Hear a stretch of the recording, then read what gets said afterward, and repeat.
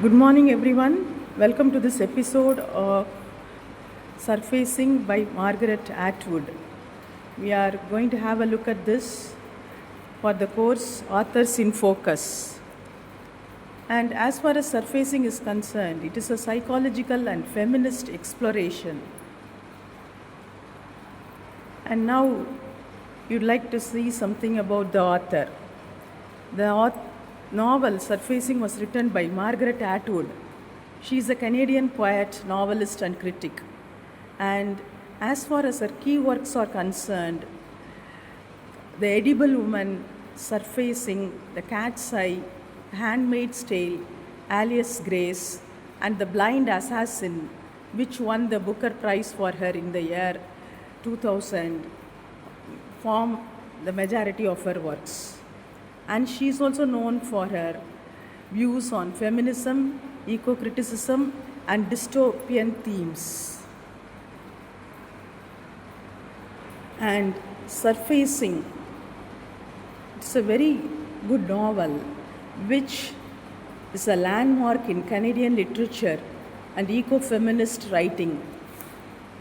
You know, what happens when you lose yourself in the wilderness only to find your truth? And Margaret Atwood Surfacing has the answer.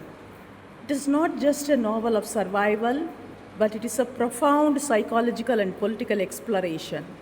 In this video, we will have a look into the key characters, the plot summary, and the major themes which make Surfacing a profound specimen of Canadian literature. And now I would like to give you an overview of the novel. And it was published in the year 1972. And it is a journey into the Canadian wilderness. And it blends mystery, psychological exploration, and ecofeminism. And we have the way in which women and nature are affected by the patriarchal structures in the society. And that is, we have many elements of ecofeminism throughout the novel. And we find that the narrator searches for her missing father. And the narrator, she is an unnamed character. She returns to her childhood home to search for her missing father. She is accompanied by her boyfriend and friends. And she discovers many personal and cultural truths. She rejects the societal norms and descends into nature. And as far as the key characters are concerned, we have the narrator who is unnamed, and she is a very introspective character. She dwells into her past, then reaches the present, and finds for herself a future. And then we have Joe, who is the narrator's partner. And also we have Anna, the traditional, who represents the traditional femininity. And David is also there. Who is a controlling and insensitive husband of Anna. And we have also the narrator's father, who serves as the symbol of lost knowledge. And as far as the themes of Surfacing is concerned, we have the identity, the quest for identity of the narrator and self-discovery when she is traveling the wilderness in Canada. And it also deals with feminism and the traditional gender roles. And we have also the clash between nature and civilization. And again, we have the colonialism and the Canadian identity. And we have also the psychological trauma and repression.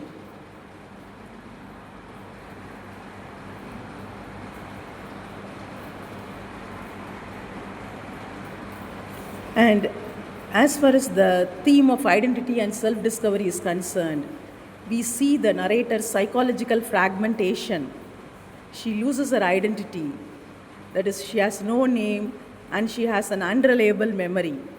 And her quest becomes symbolic That is, when she goes in search of her missing father, she is discovering herself. And we have a contrast between surface and depth, that is literal and metaphorical. She is lost in the woods searching for her identity, and she indeed makes a self discovery at last. So, the quest for identity is clearly portrayed in surfacing.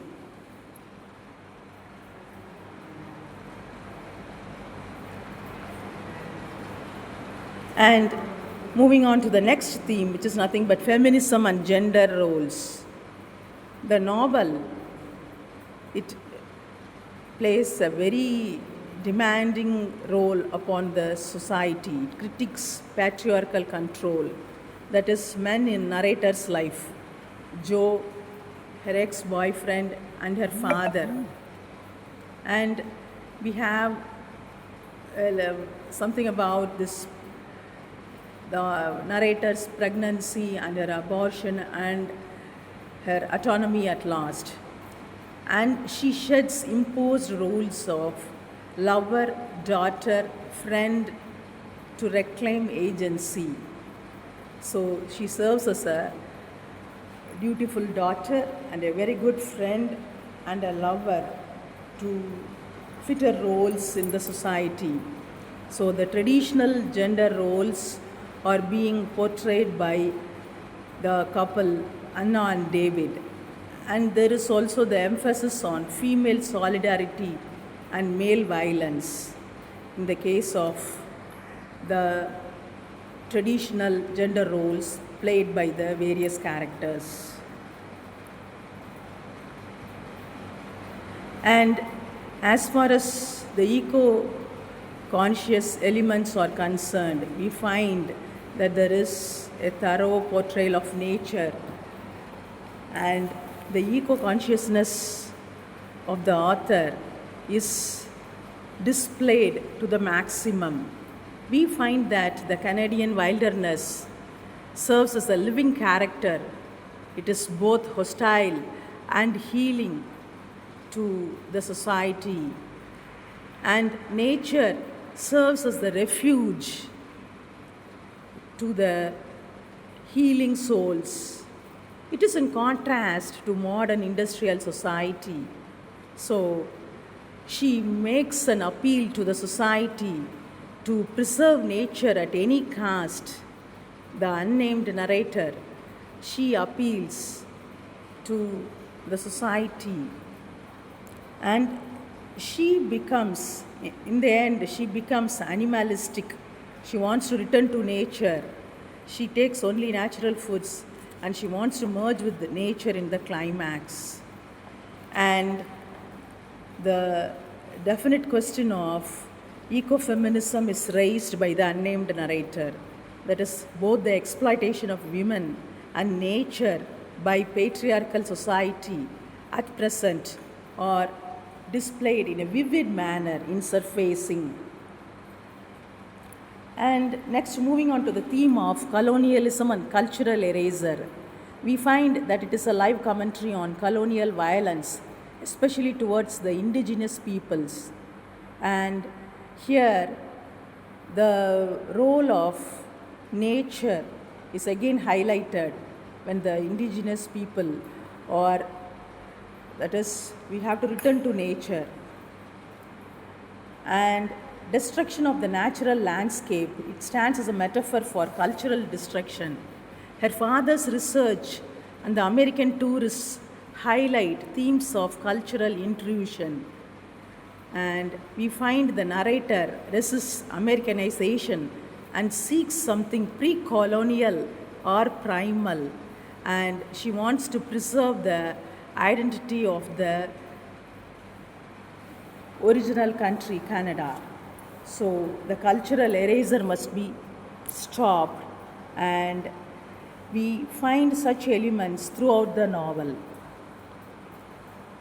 And the another theme which emerges throughout the novel is language, silence, and communication. The narrator's distrust in language is evident here.